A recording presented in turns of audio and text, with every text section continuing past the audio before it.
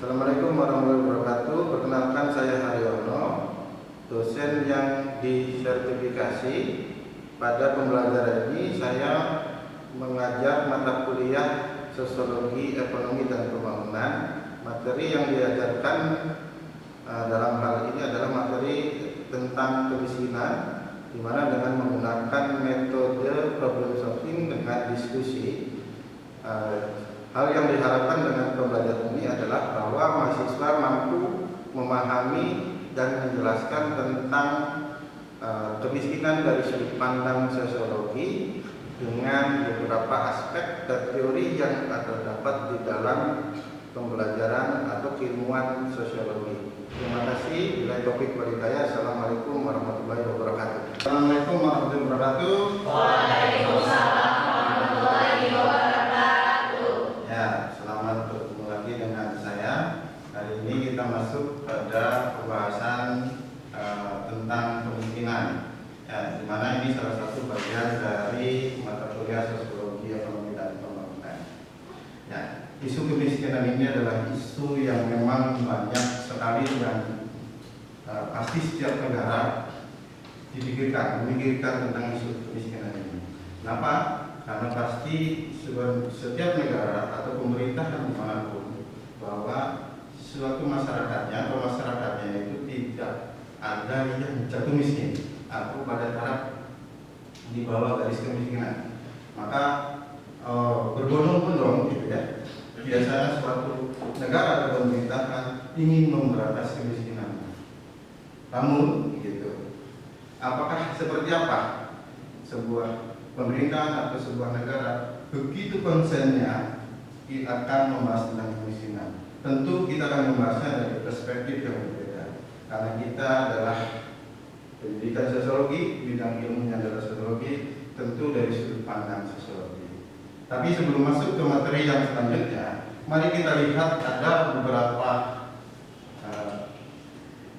beberapa data yang saya ambil dari BPS yang mengatakan bahwa jangan jauh-jauh ya, datanya itu data dari BPS kita di Indonesia, bahwa kemiskinan itu di Indonesia itu masih tinggi, di mana Indonesia masih pada posisi kemiskinan di tahun 2024 itu sekitar 24%. Semuanya itu terletak, kita bedakan dari data BPS itu pada tahun 2004 itu bisa ada di perkotaan dan pedesaan. Nah, yang paling banyak itu biasanya 11% pada bulan September itu berada di pedesaan, sedangkan di perkotaan hanya 6,6%. Artinya berapa? Bahwa orang miskin masih banyak di desa. Apa yang terjadi dengan desa dan kota? Kita sudah belajar sosiologi perkotaan, sosiologi pedesaan. Nah, kita melihat bahwa kemiskinan itu masih, kalau secara kumulatifnya di Indonesia masih 24%. Sedangkan pemerintah selalu menggayankan bahwa kemiskinan harus terbebas dari muka bumi Indonesia, gitu kan? Tapi sampai sekarang 2024 besar 24%. Nah, tentu kita orang sosiologi akan membahas kemiskinan berbeda dari orang-orang atau dari ilmu-ilmuwan lain. Nah, mari kita menggali itu supaya ada perspektif lain tentang bagaimana kemiskinan ini bisa diatasi dan hilang. Kalau hilang kayaknya nggak mungkin ya. Mungkin akan terkikis dengan sedikit-sedikit. Mungkin persentasenya akan turun. Karena kalau pasti ada kaya ada miskin, itu sudah berarti kan dalam struktur kehidupan masyarakat, ada yang kaya, ada yang miskin, ada yang kampung, ada yang jelek, gitu kan ya. Jadi itu sudah pasti. Kalau ada yang kaya pasti ada yang miskin pasti ada yang kaya. Namun apakah kalian tahu kemiskinan itu apa? Nah, inilah, apakah itu kemiskinan? Mengapa bisa disebut miskin? Apakah seperti gambar seperti ini yang Bapak tunjukkan? Nah, ini mari kita diskusi dulu sebelum masuk ke materi intinya tentang kemiskinan. Mungkin Bapak ingin tahu sedikit pengetahuan kalian tentang kemiskinan itu. silakan dari apapun sumbernya. Atau Pak saya tahu bahwa kemiskinan itu orang yang tidak makan selama sebulan, misalkan begitu kan? Ya silakan seperti itu. Siapa? Boleh siapa dulu? Oke. Dan apa dah? Siapa dulu? Boleh, boleh, silakan. Saya ingin berpendapat Pak, kalau menurut saya kemiskinan itu keadaan di mana seseorang tidak dapat memenuhi kebutuhan pokoknya seperti makanan, tempat tinggal dan lainnya. Oke, siapa lagi? Ya, Pak. Ya boleh. Kalau saya ingin menambahkan Pak, menurut saya ini kemiskinan itu kalau secara sosial itu masyarakat yang kekurangan akan kebutuhan sosialnya gitu, antara itu dia tertinggal informasi, terus kurangnya terkecilkan dapat di masyarakatnya itu termasuk dalam masyarakat kemiskinan itu sendiri kalau menurut saya. Oke, ada lagi? Siapa? Ayo, yang perempuan juga harus bisa. Apa? Oke. Ya Pak, izin menjawab. Kalau misalkan menurut dinas sosial, kemiskinan itu adalah kondisi di mana seseorang atau individu tidak mampu memenuhi kebutuhan dasar mulai dari pakaian, makanan, sandang, makanan dan papan itu Pak. Oke, itu baru dari sudut pandang. Satu sudut pandang. Oke, ada lagi? Ada cukup? 3 aja. Ayo, mari kan. Siapa lagi? Oh, nggak ada. Oke, boleh. Itu dah. Menurut Pak, kemiskinan menurut saya adalah suatu kegagalan suatu sistem Pak, di mana ketika kebijakan tidak berkeadilan, misalnya mereka tidak mendapatkan pendidikan yang nggak adil, mereka nggak punya modal sosial untuk kesana Pak. Dari lingkup koneksi aja mereka sudah kalah. Misalnya untuk kebijakan lainnya, misalnya tentang bansos saja kita tidak tahu apakah tepat atau tidaknya, itu juga sudah ada terlihat ketimpangan Pak. Jadi terkadang kemiskinan karena sistem gitu Pak. Ya struktural juga sih. Ya, bisa juga, betul juga. Jadi semuanya apa yang kalian temukan itu betul dari sudut pandang yang berbeda-beda. Apa yang kalian katakan memang dari sudut pandang ini, memang seperti itu. Tapi mari kita lihat, karena kita adalah orang ilmuwan yang sosiologi, maka kita lihat dari sudut pandang sosiologi. Ya. Tapi kita jawab dulu apa itu pertanyaan. Inilah pertanyaan-pertanyaan yang tadi ya jawaban pertanyaan yang kalian tadi kemukakan, bahwa kemiskinan itu adalah di mana terjadinya ketidakmampuan kebutuhan dasar.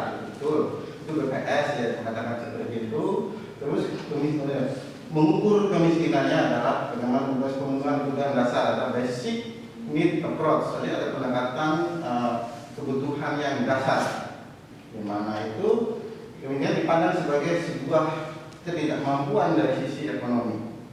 Ya, dari sisi itu betul juga memenuhi kebutuhan dasar makanan. Jadi yang tidak makan, tidak minum itu bukan puasa tapi miskin, mereka itulah seperti itu. Nah, terus selanjutnya masih dari BPS juga bahwa kemiskinan itu berada pada garis kemiskinan, di mana apa? Garis kemiskinan ini merupakan penjumlahan dari garis kemiskinan makanan, yaitu nilai pengeluaran kebutuhan. Itu biasanya kalau di BPS itu di standarisasi, ada standarnya, yaitu 2.100.000 kalori per hari. Nah, serta kemiskinan yang non makanan, maka rumusnya adalah garis kemiskinan itu sama dengan, atau GK itu sama dengan GKM ditambah GKMM. Ya, kemiskinan itu sebagai kekurangan barang dan pelayanan-pelayanan yang dibutuhkan untuk mencapai sebuah standar hidup yang layak. Itu juga betul. Kemiskinan adalah ketidaksanggupan, ini dari selanjutnya dari para ahli, di mana untuk mendapatkan barang-barang itu yang memadai untuk memenuhi kebutuhan sosial yang terbatas. Ada juga yang menunjukkan bahwa kemiskinan sebagai kurangnya pendapatan untuk memenuhi kebutuhan hidup yang pokoknya, gitu ya. Tapi gitu, kita lihat bahwa kemiskinan itu seringkali dipahami dalam pengertian yang sederhana tadi, gitu. Yaitu sebagai keadaan di mana kekurangan uang, rendahnya pendapatan, dan tidak terpenuhinya kebutuhan dasar dalam kehidupan sehari-hari. Itu juga betul sebenarnya, tapi dari satu sudut pandang. Dan mari kita lihat sudut pandang sosiologinya, karena kita orang sosiologi. Ya. Dalam perspektif sosiologi, kemiskinan itu tidak hanya dipandang sebagai suatu kekurangan materi atau pendapatan, tetapi juga sebuah kondisi sosial yang kompleks dan multidimensional. Multidimensional. Jadi bahwa kemiskinan itu mencakup berbagai aspek keterbatasan. Di mana keterbatasan apa? Salah satunya adalah akses terhadap sumber daya. Baik sumber daya pendidikan, kesehatan, partisipasi sosial, serta adanya stigma sosial yang melekat pada individu atau masyarakat pada kelompok dia dikategorikan sebagai masyarakat miskin. Nah inilah ya, kalau kita orang sosiolog tentu akan berbeda cara pandangnya. Ternyata kemiskinan bukan hanya berbicara pada mereka yang kekurangan makanan atau basic need aja atau kebutuhan dasar aja, tapi ada hal-hal lain, yaitu membuka cakrawala lain dalam lingkup sosialnya, di mana kemungkinan untuk bisa bangkit itu kalau orang miskin itu akan lebih sedikit perbandingannya dibandingkan orang-orang yang sudah pada taraf garis kemiskinan di atas atau orang-orang kaya itu akan lebih besar, orang miskin akan lebih sedikit. Jadi kalau dilempar dagu, ya kemungkinannya kan orang miskin dapat pinjaman bank 1 berbanding berapa gitu. Tapi kalau orang kaya mungkin 1 berbanding 1. Jadi seperti itu. Ya, yang kedua adalah akses.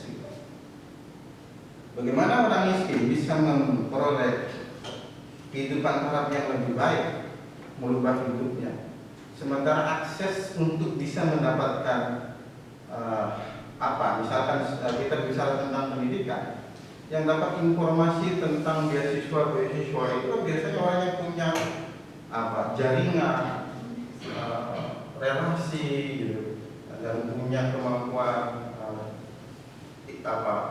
bisa membuka internet dan sebagainya gitu ya, yang memiliki fasilitas itu. Dengan orang miskin, bagaimana dia dapat informasi itu? Maka akses ini gitu, ya harus dibuka selebar-lebarnya, bahwa siapapun itu bisa.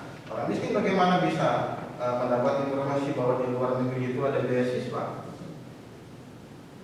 Kalau kita buka internet, bagaimana orang miskin buka internet? Sehari-hari dia harus harus memenuhi kebutuhan dasarnya pasti.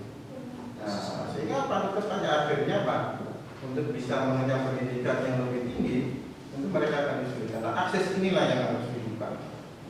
Jadi kemiskinan tidak berbicara tentang bagaimana rendahnya sebuah pendapatan, tapi di mana ada kemungkinan atau probability yang harus dibesarkan dan akses yang dibuka dengan seluas-luasnya, yaitu untuk bisa mengikis sebuah presentasi dari sebuah kemiskinan. Ada 3 perspektif dalam sosiologi itu. Yang satu adalah perspektif fungsional, di mana dalam perspektif ini kemiskinan itu sebagai bagian dari struktur sosial yang memiliki fungsi. Ya tadi, kalau struktur, kita bicara struktur itu ada hierarki, ada yang di bawah, ada yang di atas itu kan. Jadi sifatnya hierarki dari bawah ke atas. Yang di atas itu makin sedikit, yang di bawah biasanya makin banyak. Jadi biasanya orang miskin itu semakin banyak, orang kaya itu sedikit. Nah, ya itu. Nah, sehingga kemiskinan juga sebagai sesuatu yang tidak dapat dihindari dan mungkin memiliki peran. Peran apa? Dalam kehidupan bermasyarakat itu harus ada. Maka tadi kita mengenal ada yang kaya, ada yang miskin, gitu kan. Ada yang baik, ada yang buruk. Itu kan perspektif fungsional kan seperti itu.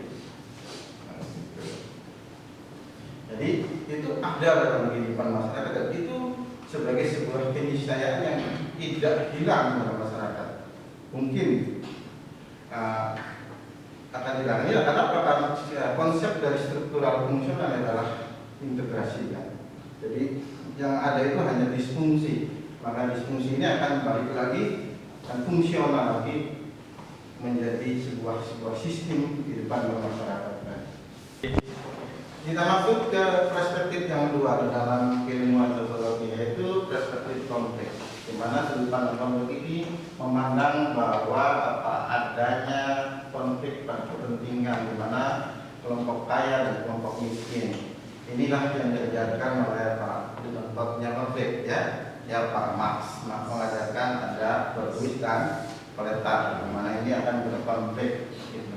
Ini adalah faktor keluarga yang tidak mendorong bahwa anak saya harus lebih baik daripada saya. Maka kalau kalian saya S1, anak saya harus S2. Ntar anak kalian ya kalau cucu kalian anak kalian itu anak saya harus S3. Kalau bapak S3, anak saya harus S4. Gimana? Nggak ada S4 gimana? Nah, jadi itu ada sebuah akhirnya akan menjadi sebuah spiral semacam itu. Spiral kemiskinan tadi itu lihat ada konsep spiral kemiskinan. Jadi karena orang tuanya miskin maka anak-anaknya dan keturunannya itu terus berputar apa itu. Tahu kan spiral itu? Ya. Karena tidak mampu menyekolahkan, akhirnya dia tidak sekolah. Begitu juga anaknya tidak mampu menyekolahkan. Karena apa? Tidak pernah sekolah. Itu jadi begitu terus. Jadi kapan mau miskin selesainya? Yang ketiga adalah subculture explanation, di mana kemiskinan itu disebabkan oleh kultur atau budaya, kebiasaan adat standar atau akibat karakteristik perilaku lingkungan. Nah, biasanya ini enggan bekerja keras dan menerima apa adanya, itu sifat menerima. Alhamdulillah dan menerima. Saya sudah dikasih 1000 hari ini. Nah, yang ketiga adalah struktur explanation, di mana kemiskinan ini akibat dari adanya ketidakseimbangan, perbedaan status, ya, dibuat oleh tradisi, bisa juga kebijakan atau aturan yang menimbulkan perbedaan hak untuk bisa bekerja, sekolah, yang pada akhirnya akan menimbulkan sebuah kemiskinan. Nah, inilah gitu. 4 penyebab kemiskinan yang menyebabkan munculnya sebuah kemiskinan oleh dikemukakan speaker. Kita lihat selanjutnya, apakah masih ada penyebab kemiskinan? Ternyata masih ada. Kita lihat dalam perspektif sosiologi. Kalau sosiologi pasti akan bicara faktor struktural, gitu ya. Ada beberapa faktor-faktor yang menyebabkan sebuah kemiskinan. Yang pertama adalah faktor struktural. Pasti kalau bicara struktural adalah kita hierarkis ke bawah, atas bawah. Gitu. Adanya ketidaksetaraan dalam akses terhadap pendidikan dan lain sebagainya, sehingga ini akan memperparah kemiskinan itu sendiri. Yang kedua ada faktor budaya. Ada norma-norma sosial, nilai-nilai dan pola perilaku yang diwariskan dari generasi ke generasi untuk membentuk sebuah budaya kemiskinan yang sulit diatasi. Iya. Jadi ini lebih kepada akhirnya lebih kepada sudut pandang yang dipakai oleh orang. Tapi ada sebuah pendapat yang oleh ahli yang bernama Coba mengatakan bahwa sebenarnya kemiskinan itu terletak pada data yang disebut dengan deprivation trap atau jebakan atau perangkap kemiskinan. Jadi ternyata kemiskinan itu punya perangkap. Memang sengaja mungkin dibuat. Kalau perangkap itu dibuat untuk orang masuk. Kalau perangkap burung kan untuk menangkap burung. Nah ini untuk menangkap kemiskinan. Ternyata menurut Campbell. Seringly depression trap itu ada beberapa unsur. Yang pertama adalah kemiskinannya itu sendiri. Ternyata tadi orang tuanya miskin, maka anaknya miskin, maka terus miskin terus itu. Jadi kemiskinan menyebabkan kemiskinan itu. Kelemahan fisik, ya kelemahan fisik misalkan tidak bisa ini lebih kepada fisik manusia ya tidak bisa bekerja secara maksimal. Yang kedua adalah filtrasingan atau kadar isolasi. Jadi dia berada pada tempat yang jauh yang tidak terjangkau pada jaringan dan lain sebagainya sehingga menyebabkan itu kemiskinan. Yang ketiga adalah kerentanan. Yang keempat adalah kerentanan. Ya, setiap orang ini pasti rentan. Nah, rentan itu adalah begini. Masyarakat, ambil contoh bahwa masyarakat atau orang yang tinggal di Jakarta itu pasti rentan banjir. Karena kita kalau dilihat di berita-berita Jakarta banjir gitu kan. Nah, tapi apakah rentan ini akan berimbas dia akan jatuh? Gitu. Maka dia harus balik lagi. Nah, ini terkait dengan namanya daya lenting. Orang itu punya daya lenting. Dia suatu saat kita hidup itu tidak selamanya pada garis gitu kan. Dia juga ada beban. Nah, beban inilah gitu yang sebuah masalah. Gitu. Banjir itu adalah sebuah beban. Tapi apakah kan orang Jakarta itu akan stabil lagi? Tentu akan stabil lagi. Contohnya apa? Akan balik lagi. Karena apa? Rumahnya sudah diasuransikan misalnya seperti itu. Maka dia akan balik lagi. Oh, tenang aja rumah saya kalau banjir.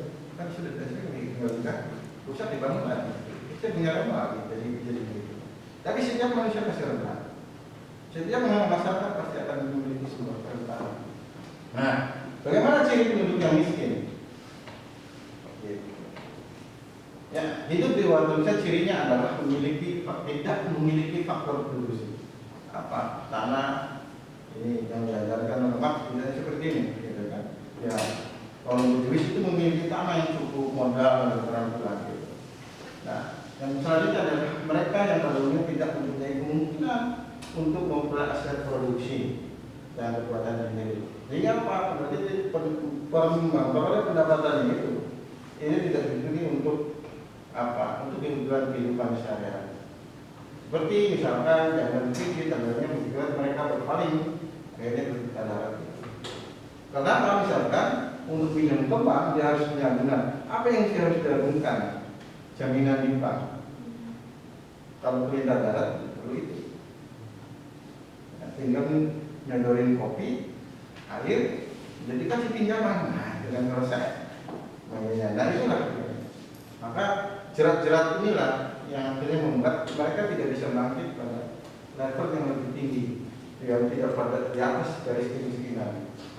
Yang selanjutnya adalah memiliki tingkat pendidikan yang relatif rendah, bahkan sebagiannya di antaranya tidak pernah menempuh pendidikan formal. Itu sebagian besar waktunya artificial untuk mencari nafkah, sehingga tidak ada lagi waktu untuk belajar untuk meningkatkan diri sendiri untuk bisa bangkit dari sebuah kemiskinan. Selanjutnya, banyak di daerah pedesaan. Tadi dari contoh bukti awalnya bahwa kemiskinan di Indonesia masih banyak di daerah pedesaan. Karena mungkin orang-orang desa itu akses untuk apa? Untuk bisa meningkatkan taraf hidupnya itu lebih sedikit dibandingkan orang-orang yang mungkin tinggal di kota dan bisa mengembangkan dan meningkatkan taraf hidupnya.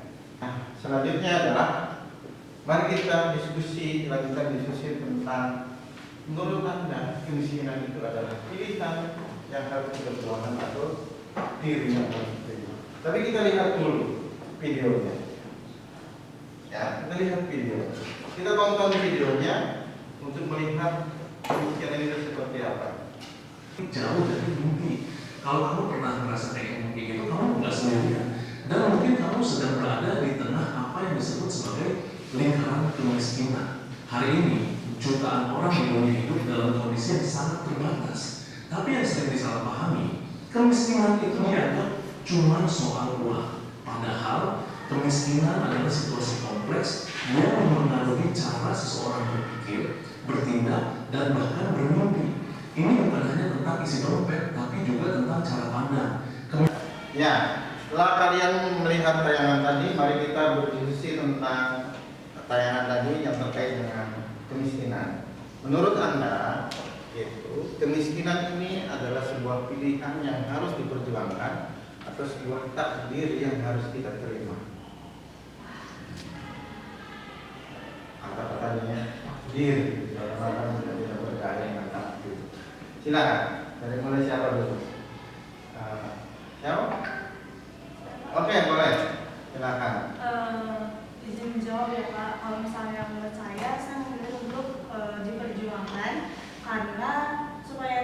dengan cara bisa mengambil resiko gitu, supaya kita tuh punya pilihan, punya kesempatan, dan pelan-pelan bisa masuk akses kayak kesehatan, pendidikan, dan lain sebagainya gitu, supaya kita tuh bisa memberantas pelan-pelan dan stuck di situ aja gitu.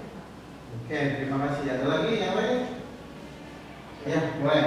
Kalau menurut saya kan karena mungkin kalau kaum yang di kayak kelas menengah itu menengah ke bawah tuh kayak sulit banget ya kayak untuk naik ke atas. Apalagi kalau yang kemiskinan ini gimana? Biasanya kemiskinan ini kayak harus mencari kesempatannya lebih detail gitu dibanding orang yang udah di atas. Namun menurut saya lebih baik untuk diperjuangkan untuk menaik kelas mereka ke atas dibanding untuk menerima takdir gitu. Karena ya satu-satunya untuk berubah ya untuk berani berjuang kita mengambil resiko walaupun itu tidak sebanyak orang-orang yang di atas itu. Oke. Ada lagi? Satu orang lagi? Boleh? Saya Pak. Ya, boleh. Menurut saya ini tuh harus diperjuangkan karena kalau misalnya ini takdir, ini termasuk takdir yang bisa diubah gitu Pak. Jadi kemiskinan ini harus diperjuangkan karena setiap manusia berhak untuk hidup dengan baik. Oke. Ya. Nah, itulah gambaran yang kalian maksudkan atau sebutkan tadi, bicarakan bahwa kemiskinan dari sudut pandang bahwa kalian adalah orang-orang yang memang sudah terbebas.